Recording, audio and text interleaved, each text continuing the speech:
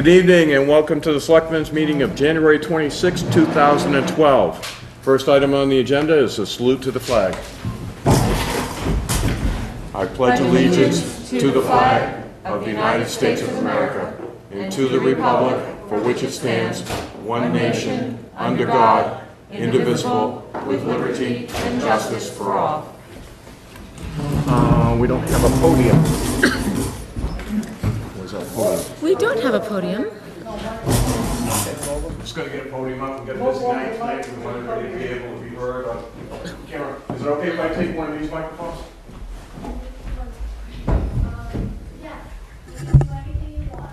Well, I didn't know if it would work. Thank you, ma'am. Mic 4. Okay, approval of the agenda. Make a motion that we approve the agenda as written. Second. Actually, I'm sorry. Oh, yeah, it's on there, yes. Any discussion? All in favor? Second item, approval of minutes of the last meeting. I make a motion that we approve the minutes of the last meeting as written. Second. All in favor? Old business, we have none. New business, Mr. Cashin. Well, if you need me, this approval I see it from the planning board tonight, I'll be the spokesperson. Says Tom Cashin with proposed articles, so. Okay. Just to give you a little history of why the planning board is represented here tonight by 4 or 5 of us. At the conclusion of our meeting on the 19th, last Thursday, we had a vote of 5 to 2. All 7 members were present. And the vote was in support of moving forward a proposed Acton Stormwater Management Ordinance, of which you folks had received a copy from Lenny. And we would wanted to remain in the schedule of your warrant drafting. So we sent you the title of the ordinance and the body of the ordinance, and there are 2 small wording changes that we have to make, or expansions of words, definition-wise. And we are going to either conclude that with a meeting on February 2nd, next Thursday, and at which time either the board will vote up or down on that, and it will either sit on a shelf and won't be ready until 2013, or else we can proceed with it as we desired in June. Okay, yeah, so everybody knows, we asked everybody that wanted an article on the warrant to have it to us by this meeting tonight and to come in public and do it. And then we'll put it on the warrant as long as everybody agrees, and then if you get it finished in time, then when we go to printing the warrant, it'll be on there. If you come back to us and say you haven't met the deadlines or you're not ready, then we'll take it off, but you've met our request to come to us, because we want to get the warrant done as soon as possible, so we appreciate you coming in tonight. Understood that. Okay. Okay. Thank you, folks. And thanks for the other members of the planning board coming as well. It's nice to see some other voices other than Tom's associated with the word zoning. It's always a nice thing. Okay, Cindy Hart?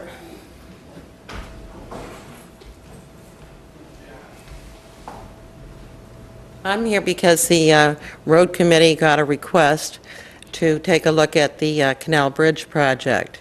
And I know this has already gone to Ken Paul. What we were essentially looking for, oh, there you are, Ken.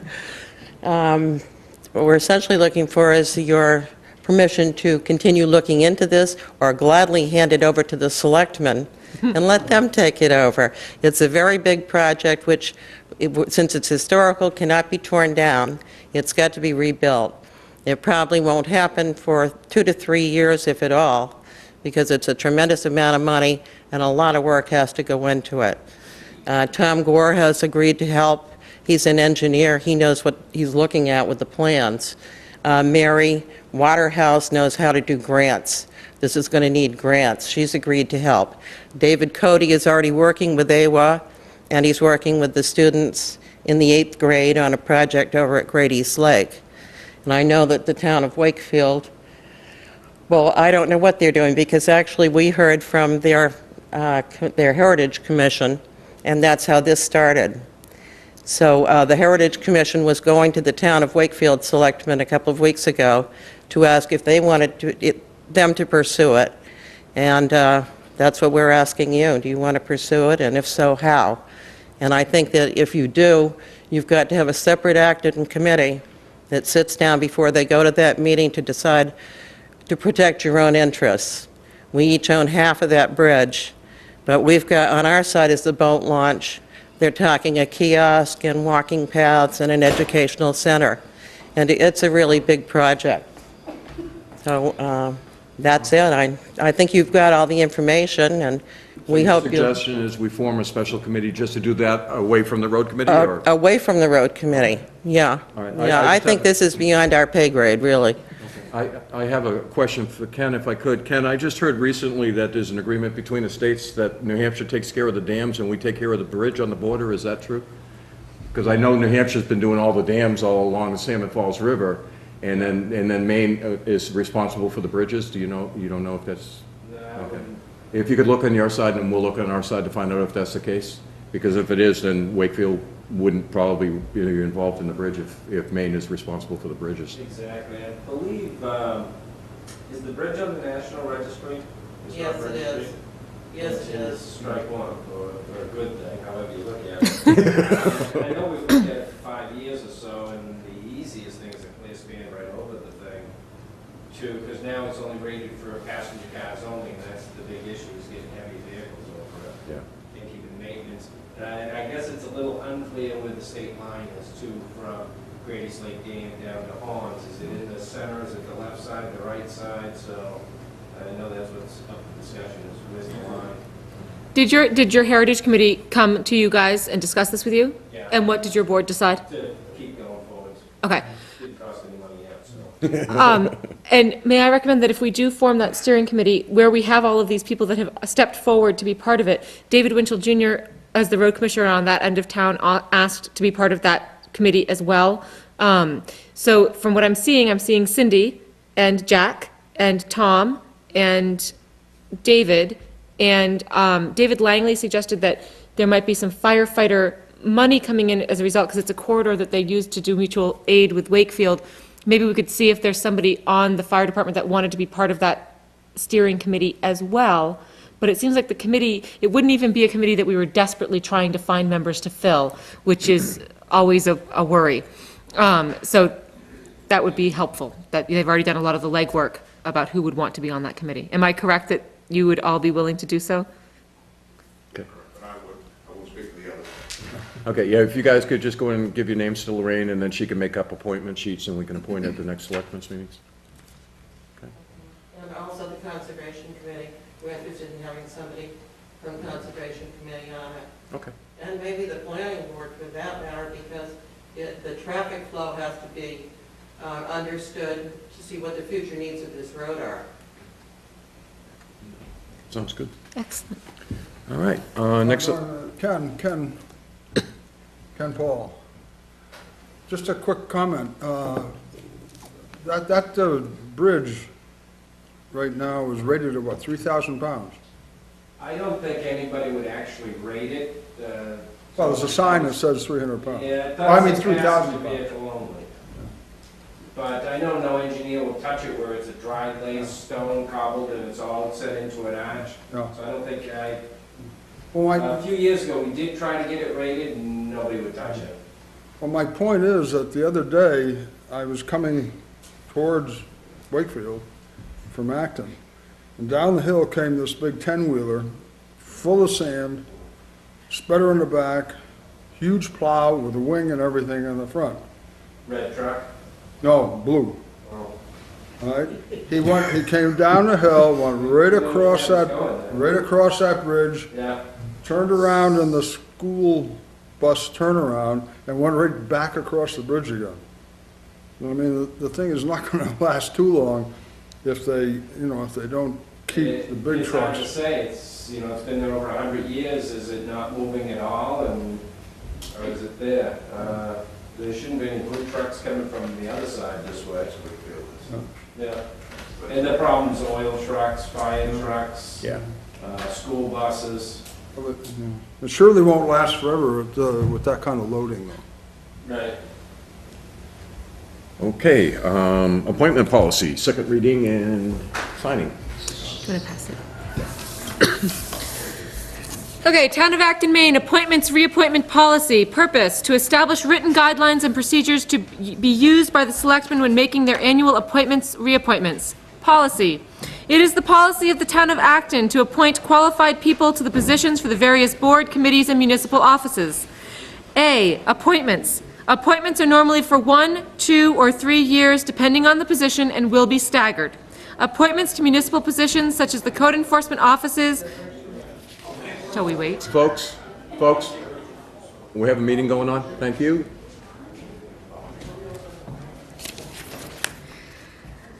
Folks, excuse us. We're having a meeting going on. It's all being picked up on the microphone. Thank you. Continuing. Appointments to municipal positions such as the code enforcement offices, deputy code enforcement officer, health officer, animal control officer, and constable will be for 1 year. Annually, in the month of May, or whenever a vacancy exists and there are no prospective candidates, the Board of Selectmen shall advertise by various means that there are vacancies on the various boards and committees. The Selectmen shall maintain an open list of people wishing to serve on various boards and committees. Reappointment.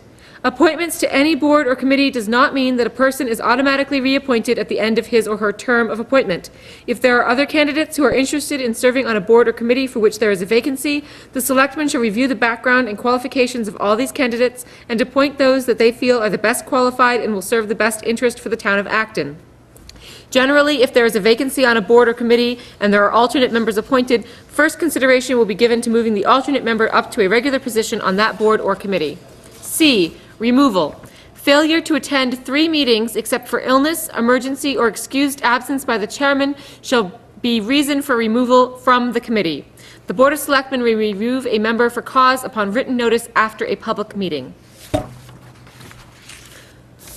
Make a motion that we sign the Town of Acton, Maine appointments, reappointments policy. Second. Any discussion? All in favor? 2 spelling errors to correct.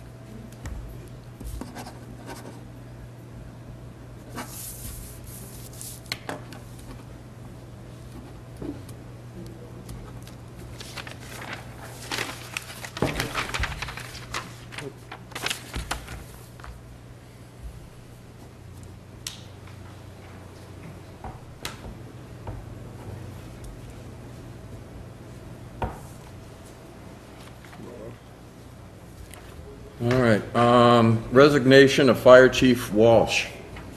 Selectmen, Town of Acton, Maine. On January 31st, 2012, I will no longer be associated with the Acton Fire Department. January 2nd, 2012, the members of the department felt the need to replace me by a vote of 14 to 8. I have enjoyed being the chief for the past 2.5 years. I wish my predecessor all the best. Thank you, Edward Walsh. I will make a motion to accept the resignation of Fire Chief Walsh with great regret. I second that with great regret also. Any discussion? I have a little bit here. Things have changed a little bit with the fire chief's position. When our last fire chief left, after he resigned, he made a recommendation that the town of Acton start paying the chief $25,000. The selectmen at that time chose to go forward to the town floor with a stipend of $15,000. So Chief Walsh has been receiving that stipend of $15,000 a year, which makes him a municipal employee. So even though the fire department had voted in a new chief in December, Ed Walsh was appointed by the Board of Selectmen, and he would have remained as fire chief until June 30th of this year. But he has chosen to step down. Now, the problem that's come up since their vote is the gentleman that they voted in to be the new fire chief has some personal issues he has to take care of and will not be taking the chief's job. So I guess we'll just go with the vote on this first. So all in favor? Aye. So because the gentleman that was voted in cannot be appointed, we are going to appoint an interim chief, and Peter Smith is the assistant fire chief now. We have to go to MMA because this has never happened before, because our fire chiefs have stayed in the position for so long that we've never come up with an issue like this. Plus, they weren't paid, so they weren't municipal employees. So we have to get in touch with MMA and find out what we need to do next. What we do know already is we will have to advertise the job in the newspaper, on our websites, and on the cable TV. We'll have to take applications in, and of course, we'll have the fire department involved in that. But until we know the answers to that and what our process is going to be, Peter Smith has agreed to be the interim chief until June 30th, because that's the term of Ed Walsh. If something should change between then, or we go out to advertising and things like that, then we'll make a change with the fire chief at that time. But for right now, we have somebody that's taken over control of the fire department until June 30th at least. Motion? Make a motion that we appoint Peter Harold Smith as interim fire chief. Second. All in favor?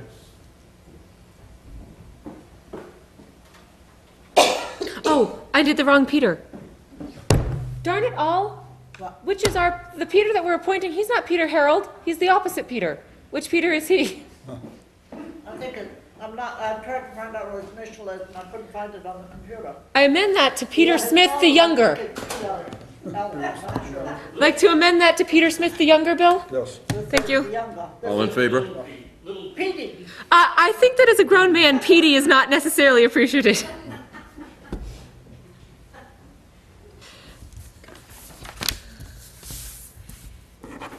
Okay.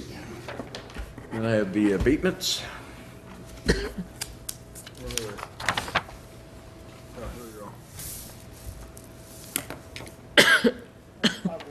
Is it really $1.23? Yeah, it's the cemetery. It's, That's a resident. the land is $123 and the tax is $1.35. It's a town cemetery and they gave it to the people that own the land. So why are we not abating the dollar? Okay, never mind. That's funny. They charged the landowners, but Yeah. there shouldn't have been any tax. That's really funny. Yeah. Okay, to Arthur Fox Estate. The town of Acton has reviewed the 2011 assessed value of your Acton property. As a result of our review, we have granted an abatement on Acton map and lot 256-044. The reason for the abatement are the property is exempt. The revised valuation and tax and the original valuation and tax are displayed in the table below. We, the Acton Board of Assessors, have approved a tax abatement for $123 in valuation. That's $1.23, isn't it? No, it's $123 in valuation, it's $1.35 in tax dollars. $1.35, or I Yep. looked at the wrong figure. Okay, $123 in valuation and $1.35 in tax dollars on real estate. If you are dissatisfied with our decision and wish to appeal, you have 60 days to appeal to the Acton Board of Assessment Review, P.O. Box 540, Acton, Maine, 04001. So everybody will know this is a cemetery that's on Fox's Ridge Road, and it was added to the property that's behind it, and it belongs to the town, so it should not have been taxed. Richard Chevalier. The town of Acton has reviewed the assessed value of your Acton property. As a result of our review, we have granted an abatement on Acton map and lot 137-042. The reason for the abatement are the land value was adjusted to reflect site improvement at grade 2. The building was adjusted to reflect the lack of basement and unfinished areas. The revised valuation and tax and the original valuation and tax are displayed in the table below. We, the Acton Board of Assessors, have approved a tax abatement for $13,846 in valuation and $151.61 in tax dollars on real estate. If you are dissatisfied with our decision and wish to appeal, you have 60 days to appeal to the Acton Board of Assessment Review, P.O. Box 540, Acton, Maine, 04001. Thank you.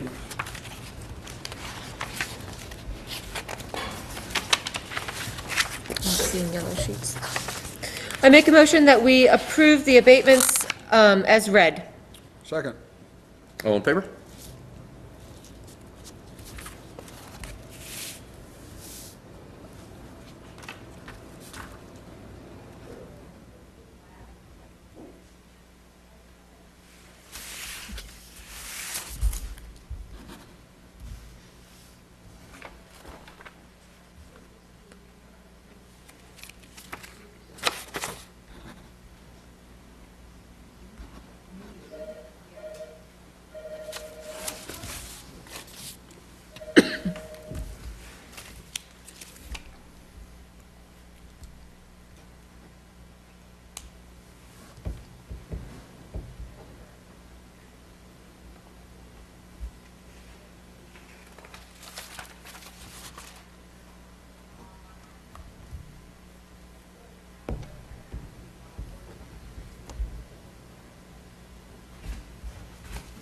Okay, thank you. All right, resignation of Barbara Seeker from the Cable Committee.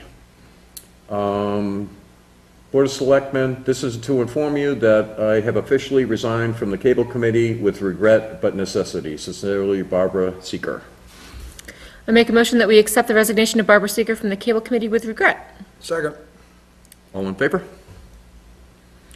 Thank you, Barbara, for all you did with the Cable Committee, getting it started and coming back and helping us out and getting these beautiful curtains up here for us. We really appreciate the work that you did while you were on the Cable Committee. Absolutely.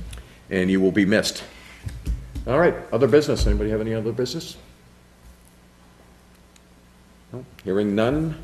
Announcements. We still need volunteers for the Cable Committee, even more now that Barbara has resigned. And we need one alternate member of the Board of Assessment and Review. Again, that's not really a committee that takes a lot of time, except for this year because of doing the reevaluation on the town. But they had two last night, in a way, they had one earlier, but that got canceled. But we just need to have people that we can call when this comes up, because it has to be separate from the Board of Selectmen, and it's a second place for people to have hearings on abatements. So we would love to have somebody else come in and volunteer to be an alternate. And where it is a committee that doesn't work a lot, as an alternate, you'd only be called if the first three people couldn't make it in, and we do have two alternates already, so. Just come and see Lorraine for either the Cable Committee or for the Board of Assessment Review, and we would love to have you come and help us out. You have anything? I do. I mentioned it last week. I'd like to mention it again. Next Wednesday, February 1st, we will be holding our first of what I hope will be many preschool-age child and toddler child tumbling and bumbling and story time hour from 9:30 a.m. until 10 a.m. We will be in the fitness center, led by me, for a half an hour of organized, as much as you can with the toddler and preschool crowd, active playtime, and we will adjourn at 10 o'clock to the library, where Mary Waterhouse will host a story time and craft hour. So we have 5 children already signed up for this, and I'm hoping that we will see some more kids come as well. It is not a drop-off event. A caregiver is expected to be present with a child that is there, and I hope that it will be a very good time. Second announcement is just a quick shout out as a happy birthday to our fellow board member, Bill Shields. Happy birthday, Bill. And welcome back. Thank you. Glad to have you on the right side of the grass. All right, you got anything, Bill? No, sir. No? Okay. All right, I'll make a motion to adjourn. I second it. All in favor? Thank you, folks.